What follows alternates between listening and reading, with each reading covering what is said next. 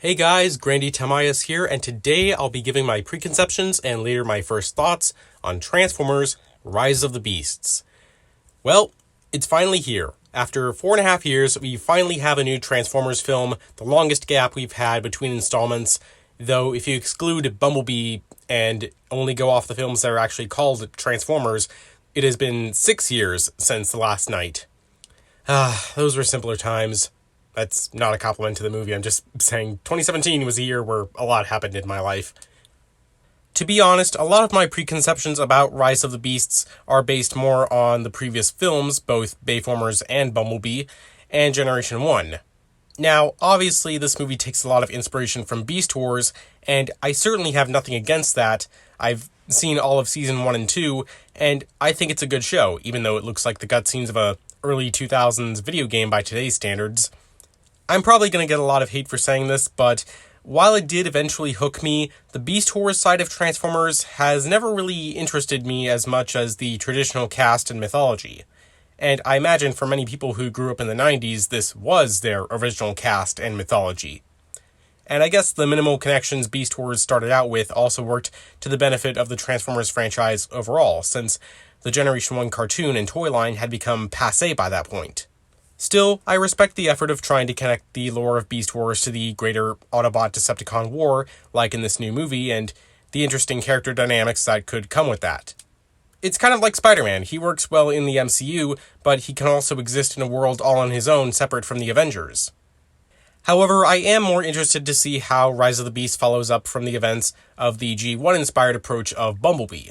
That, of course, is because, as I said in my Transformers the Movie 35th anniversary video, my dad watched Generation 1 when he was a kid and introduced it to me shortly after I discovered Transformers. Actually, I'm going to go into more detail here about how I got into this franchise. I talked about this a little bit before, but there is still a lot that I left out. The very first thing that exposed me to this franchise's existence was the McDonald's Happy Meal toys for Revenge of the Fallen. I think my brother and I had all 6 of them at one point, but I'm pretty sure the very first one I got was Blackout, which was kind of erroneous since in the Revenge of the Fallen movie he was Grindor, while the first movie had a Decepticon who looked the same called Blackout. So yes, I owe my entire Transformers obsession to some McDonald's Happy Meal toys. After I watched the 2007 movie, my dad bought the first season of Generation 1 on DVD, and honestly, it was something of a whiplash to see characters like Ironhide in the movie and then find out he used to be red and didn't have arm cannons, and that he shared a base design with Ratchet. Or Bumblebee, who could talk and had little horns that reminded me of Mike Wazowski. Or Starscream, who also had some red on him and schemed to overthrow Megatron. Though by the time I saw Revenge of the Fallen, I had seen all of Season 1 and some of Season 2, so I questioned why Skyfire was suddenly named Jetfire, only to discover later that he was technically always Jetfire in G1, they just changed his name for legal reasons. Side note, unpopular opinion, but I actually prefer the name Jetfire because there are so many other Transformers with the word Sky in their name, like Skywarp, Skylynx, Skystalker, Skybite. Getting back on track, I also questioned why Soundwave wasn't blue, didn't talk with a synthesized effect, and was just a satellite. Or why Ravage was a Cyclops. Or why Wheelie wasn't orange and had a potty mouth. Or why Devastator had nope. And I questioned all the other characters who weren't in the original cartoon, like Barricade, Jolt, The Fallen, Blackout and Grindor, Sideways, Demolisher, etc. I thought they were all made up for the movies. Same for Scorponok too, but I hadn't seen Season 4 of the cartoon by that point. I had watched the 1986 movie around the same time as Revenge of the Fallen, and I already explained most of my opinions on the movie in my anniversary retrospective of it. Though one thing I forgot to talk about was my own reaction to Optimus Prime's death when I first saw it. I didn't exactly cry, but it certainly hit me a lot harder than his death in Revenge of the Fallen. It might have also been the music more than anything, but don't get me wrong, I understood the gravity of that death and why it made Rodimus Prime a better leader. So yeah, I kind of experienced the first 2 films and G1 in tandem, sorta, I guess, but for the most part, I ended up preferring the G1 takes on the characters.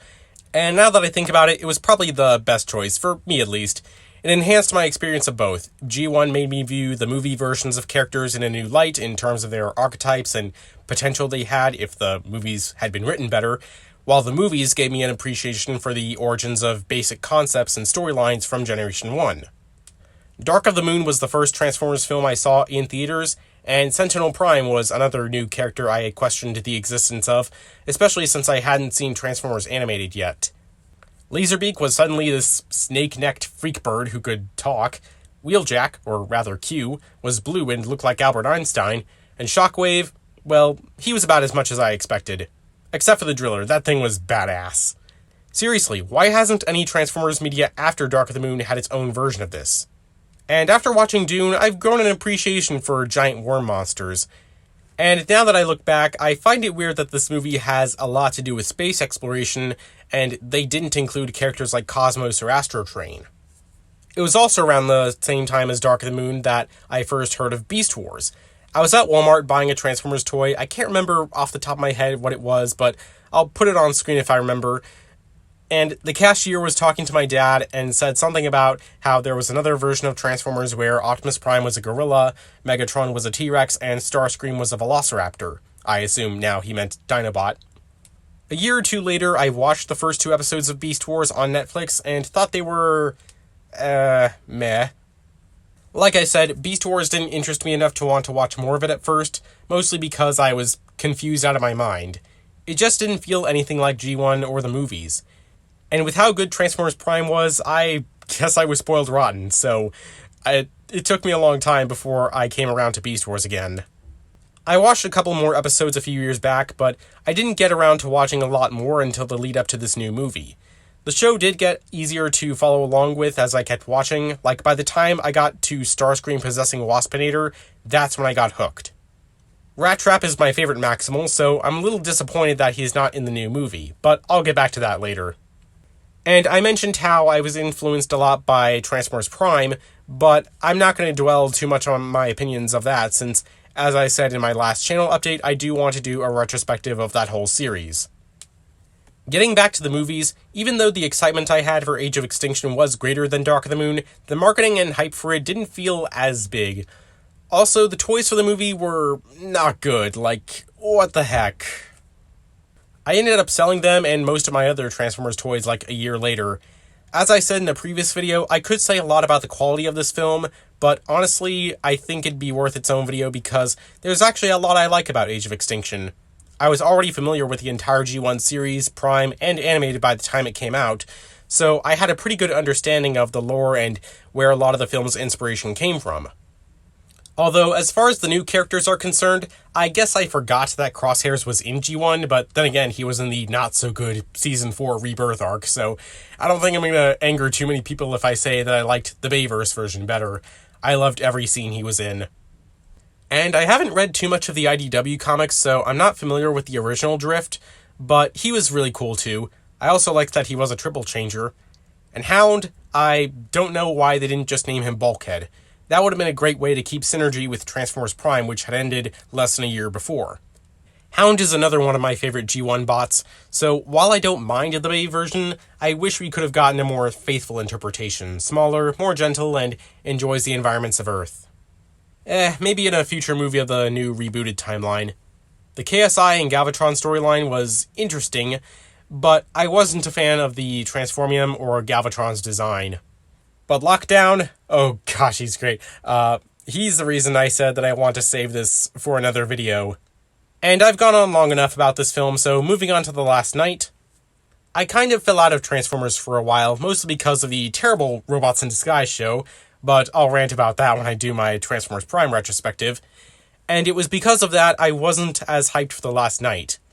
Don't get me wrong, I was still very hyped, but as time went on, I also realized that the film was unlikely to address things like why Megatron was back and not Galvatron, and I certainly did not like what they did with Hot Rod.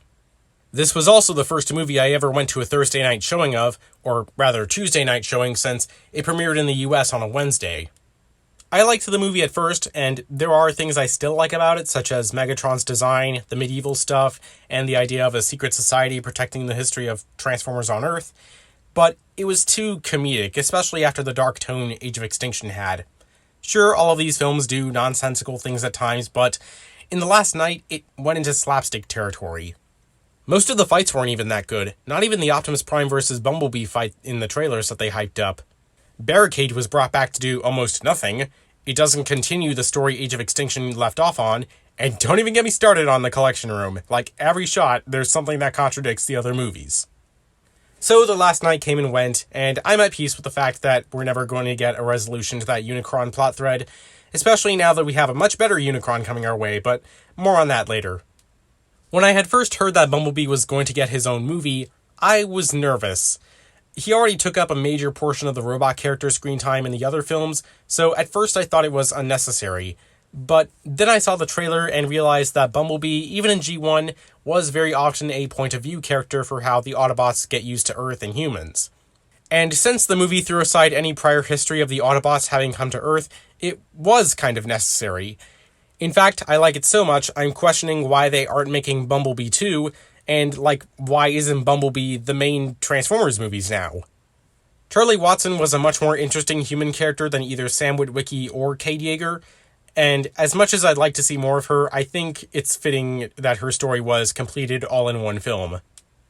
To this day, I still have no idea why they made Blitzwing look like Starscream, and it's not even that he's not a triple changer or has the secret design. They could have just made him tan and purple and I would have been fine.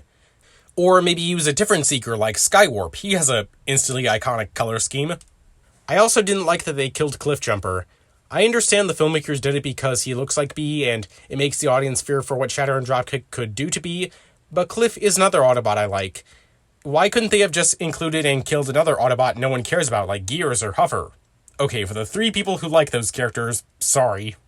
I guess we're never going to hear Cliffjumper call Mirage a traitor in the new movies. Also, I think it would have been cool to see him take on an Earth-based vehicle mode, probably a red version of the 1970s Camaro, just like Bumblebee. Actually, you know what I think would be cool if they really wanted to differentiate him from Bee? If he had the off-road Camaro mode from Rise of the Beasts instead of Bee. Imagine this, but in red and maybe remove the stripes. I want Hasbro to make a toy of that now. Come to think of it, Cliff did a lot of off-roading in G1, so I'm surprised most other Transformers media, to my knowledge, hasn't put emphasis on that. One thought I've had since before Bumblebee came out is that I would like to see spin-off films for other characters too, like Lockdown in the Bay films. Or in this new timeline, maybe Hot Rod. The latter definitely seems more plausible. He's one of those characters who has a rich history and I think has a personality that can carry an entire movie. Plus, I think a Hot Rod film would be a good way to introduce characters like Ultra Magnus, who is yet another character who I like a lot. Oh yeah, Starscream could probably have his own movie too. Something I'll add here, since I don't know where else to put it. Like I said, I had pretty much checked out of watching the cartoons around 2016, so I haven't seen about half of Robots in Disguise. Not that I need to, because the consensus is that show sucks. And I haven't seen the Cyberverse or Earthspark cartoons, though from what I've heard, they're pretty good and appeal more towards kids and the general lighthearted cartoon crowd. Which I respect, but I gravitate more towards shows with a similar tone to Transformers Prime. I mean, that show set a high bar, and while I have watched the first 2 War for Cybertron Netflix shows once each, I did not enjoy those. As far as the toys, though, I dropped out of collecting those 2, but I have bought a few in recent years whenever I walked through Target, and they're pretty good. They actually have a better resemblance to the characters than the toys I grew up with. Here, I'll show you my collection. Okay, switching to live action here. Alright, so here's my collection shelf with a whole bunch of other stuff as well. Going from right to left, there's Blitzwing. Apparently, yeah, this one's a leader class figure. They still haven't added lights and sounds back into the leader class figures, and man, those were the days. And there's the Fallen. This one's another leader class figure that I picked up very recently. And again, with these leader class figures, I probably would not have bought them if I didn't have gift cards. Then there's Scourge, the trucker. And there's Hot Rod having the touch. And then, yeah, behind them is Perceptor. He's my favorite of the scientist robots. Then there's Cyclonus, the warrior.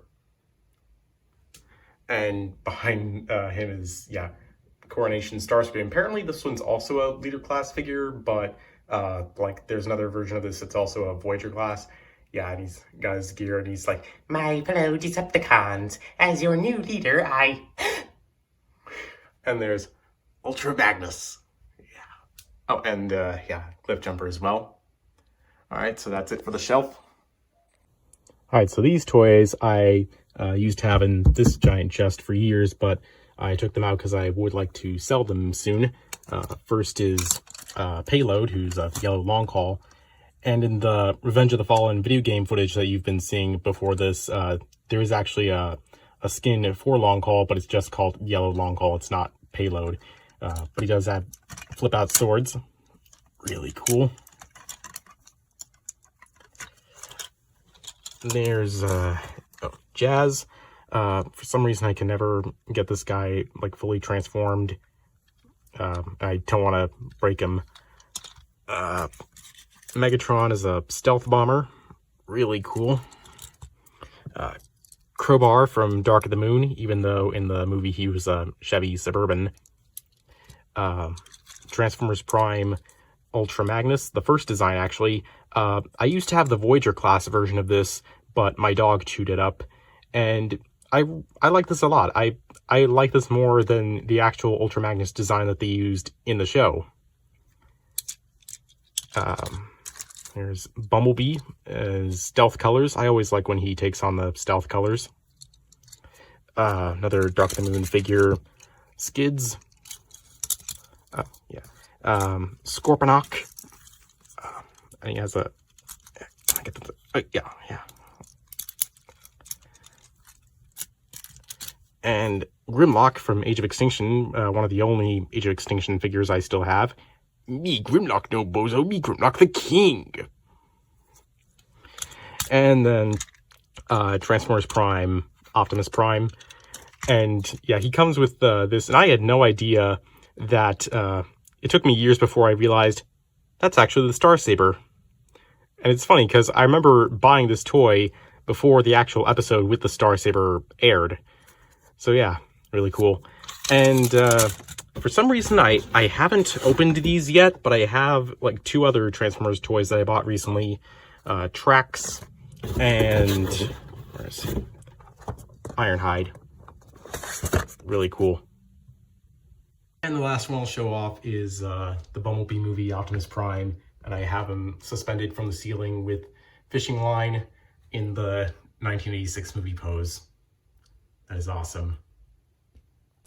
Okay, finally getting to Rise of the Beasts. I mentioned earlier how I'm disappointed that Rat Trap is absent, though I guess it would have been weird since RC is in this movie and historically she's Rat Trap's great aunt.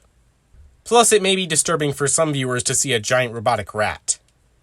Dinobot also appears to be absent, which is a shame. I liked his character arc in the series, though I guess with him and Megatron, the Beast one, they'd have to come up with some weird explanation for why they get their dinosaur modes.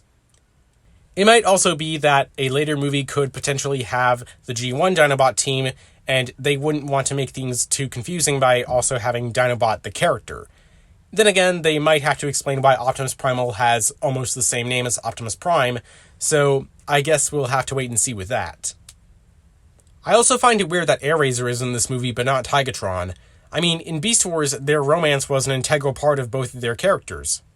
One thing I find funny is that the Beast Wars voice actor for Depth Charge, David Sobolov, is playing Rhinox in this movie, but none of the other voice actors return, let alone playing their original characters. Like, I don't have a problem with Ron Perlman playing Optimus Primal, but Gary Chalk's performance is just as iconic as Peter Cullen as Optimus Prime. Although, funny enough, this isn't the first time Ron Perlman has voiced Primal, since he also voiced him in the Power of the Primes web series.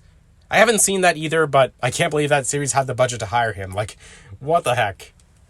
As for the Autobots, you guys know I'm not a fan of the new Wheeljack.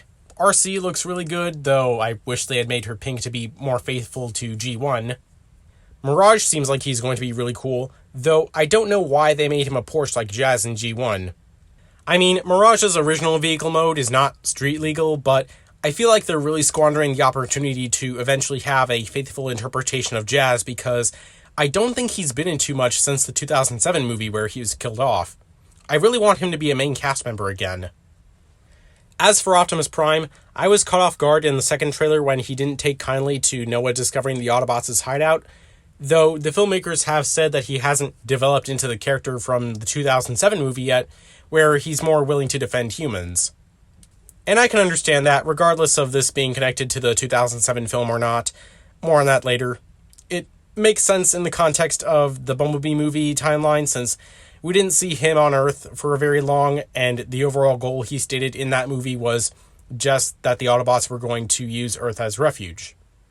He wasn't concerned for the humans and is more concerned with going back to Cybertron. I am curious how Prime's development is going to play out, especially compared to how they handled that in Age of Extinction. Bumblebee, not really too much new to say, though I hope he does get his voice box back in this new timeline.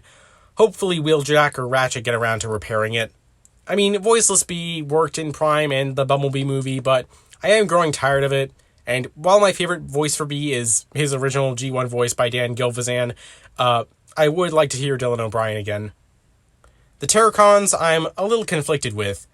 I like that they are associated with Unicron, similar to the Terracons who were created with Unicron's blood, Dark Energon, in Transformers Prime, even though those were just zombies. And Scourge also being a creation of Unicron like in G1. However, I am disappointed that in all these years, I don't think there's ever been a new Scourge based on the Generation 1 version in appearance. Where's my mustachioed blue spaceboat man, goddammit? Instead, this new Scourge seems to be taking inspiration from the Robots in Disguise version. The anime version, not the sucky version. Especially since he also turned into a truck in that show, and was kind of the inspiration for Nemesis Prime. In fact, I've even heard a pretty outlandish theory out there that the new Scourge is actually the Bayformers Optimus Prime, just, taken over by Unicron, but I highly doubt that. Come to think of it, I don't think Galvatron, Cyclonus, and Scourge have ever been reunited and working together since G1. They're like a band that's broken up and trying to have solo careers. Still, I think Scourge in Rise of the Beast has an interesting design, and I'm willing to give him a chance. Also, in G1, Scourge was created from Thundercracker, who was in the Bumblebee movie, so did something happen to Thundercracker after the Cybertron scene? I guess we'll just have to wait and see. Battletrap, I don't have any opinions of at the moment. My dad did have the original G1 toy, which was a Duocon, but here he only has one vehicle mode. Nightbird, I don't really like. I know there are some versions of Transformers where she's been made a real Cybertronian, or in this case, a creation of Unicron, but I prefer the G1 backstory where she was a ninja robot created by a scientist. As for Unicron, like I said in a previous video, I don't know how they're going to top him if he gets killed in this movie. Also, by this point, I'm sure we all know the only way to stop him is with the Matrix of Leadership, so normally this should be a slam dunk win. But we've gotten no mention or references to it in this new timeline, especially not in any of the trailers for Rise of the Beasts, so I can only assume Optimus Prime does not have it yet. And so they'll have to find some other way of defeating the Chaos Bringer. Oh, and Unicron's presence in this movie at all outright confirms that Rise of the Beasts is not a prequel to the Michael Bay films, because there is no way to reconcile this Unicron with the one we see in The Last Knight. So what, are there two Unicrons? I mean, with a name like Unicron, you'd expect there to be only one of him. Also, if this were still in the Bayverse, would that mean that the new Unicron is planning to eat the other version of himself? See why this is stupid? As for any prior evidence that this may have been in the Bayverse, so what if this universe has a Sector 7 and Agent Simmons? Big whoop. That doesn't automatically mean it's the same timeline. That and Bumblebee's Camaro mode was all just a holdover from when the film was initially shot as a prequel. They just changed it to a reboot during reshoots and post-production. Besides, Sector 7 in the Bayverse had been involved with the Transformers since at least the early 20th century. Not only that, wouldn't it have been awfully coincidental that B-127 just so happened to crash land right next to the organization dedicated to studying and covering up the existence of Cybertronians? That's why Sector 7 in the new timeline doesn't get involved with Transformers until the 80s, and Dr. Powell says that it's their first contact with an alien species. And not only that, if Sector 7 in the Bumblebee movie had the Allspark and Megatron, Shatter and Dropkick should have easily found them. In the 2007 film, Tom Banachek says that the Hoover Dam was built 4 football fields thick with concrete to hide the Allspark's energy signature. Shatter and Dropkick being allowed in the base bypasses all of that concrete, and so should have been able to detect it and Megatron. Speaking of Megatron, there is some toy artwork of what is potentially his new movie design, but whether this means he'll actually appear in Rise of the Beasts, maybe in a post-credit scene or flashback, we don't know. Though, if he isn't frozen, then that brings into question where he is. Perhaps maybe off in space gathering resources to come back and win the war against the Autobots. Which also has me questioning where the rest of the Decepticons like Soundwave, Shockwave, and Starscream are during Rise of the Beasts. I hope we get to see them and Megatron again in this new trilogy. And there's something I want to say about why I think the filmmakers chose to draw influence from Beast Wars, and potentially what they could draw influence from in future movies. Beast Wars is over 25 years old, so a lot of the 90s kids who grew up on it probably have kids of their own now, and I imagine that'll be the case in a couple of years with the people who grew up on the Unicron trilogy. I haven't seen any of those shows myself, but I wouldn't be surprised if by the end of this new trilogy we see characters like Hotshot. Which, if we do, I wonder if they'll ever reference the jam meme. I can imagine it now. Maybe Hotshot's driving and crashes through a cart of jam jars, or he could say something like, "My shoulders hurt." I think that'd be really funny. Finally, something I didn't learn about until after I recorded my reaction to the second trailer is that there's going to be an animated Transformers movie next year called Transformers 1. I hope that's only a working title. And it's going to be set on Cybertron as an origin story. Though, given the change in voice actors, I wouldn't be surprised if this is yet another new reboot set in its own timeline, separate from the Bay films or the Bumblebee movie timeline. And the voice actors, well, it's like Paramount saw the cast of the Mario movie and said, "Hold my beer." Not only did they get one of the MCU Chris's to play the lead, they even got Keegan-Michael Key. I don't mind that Chris Hemsworth is playing Optimus Prime, especially if this is supposed to be a younger version of him, like when he was Orion Pax. Which seems likely since this film is going to have Elita 1, who will be played by Scarlett Johansson. Great choice in my opinion. Also, it seems like Elita 1 has been appearing a lot throughout the Transformers franchise in recent years, like in the War for Cybertron shows and the Earthspark cartoon, but again, I haven't seen that. And Lawrence Fishburne as Alpha Trion, how did I not think of that? That seems like a perfect choice. The only one I'm on the fence about is Keegan-Michael Key as Bumblebee. After the Mario movie, the only thing I can picture him saying is, "Do not touch that energon cube, you'll die!" Anyway, those are all of my preconceptions for Rise of the Beasts, and my entire history and opinions with Transformers, I guess. Holy crap, this has got to be one of my longest videos to date, so in about 2 weeks for me and a few seconds for you, I will be back with my first thoughts. Okay guys, I'm back in the theater, and I'll confess that I should have mentioned this in the preconceptions portion, but I was not expecting this movie to be as good as Bumblebee. And I will say it met my expectations. I still enjoyed it though. In fact, there were a couple of really nice callbacks and references, and the humor as well. There were some moments that my audience was laughing crazy at. The human characters in this movie definitely weren't as good as Charlie from the Bumblebee movie, but I still thought they were fine. There's a really nice intro sequence with the Maximals on their own home planet, and yeah, I enjoyed that. But the movie overall felt very quick. I think it's only 2 hours even, and I think it could have benefited from maybe an extra 10 or 20 minutes. And the music in this movie was pretty good too. They use the Unicron theme from the 1986 movie by Vince DiCola.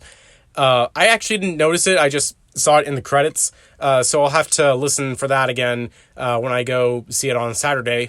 And the music that plays at the end of the final battle, that was a nice touch for the Bayformers fans. Anyway, that's pretty much all I have to say for my first thoughts. Like I said, I am planning on seeing this movie a second time, so after that, I will compose my full spoiler-filled review. And with all that said, I hope you enjoyed, have a nice day, and thank you for your time.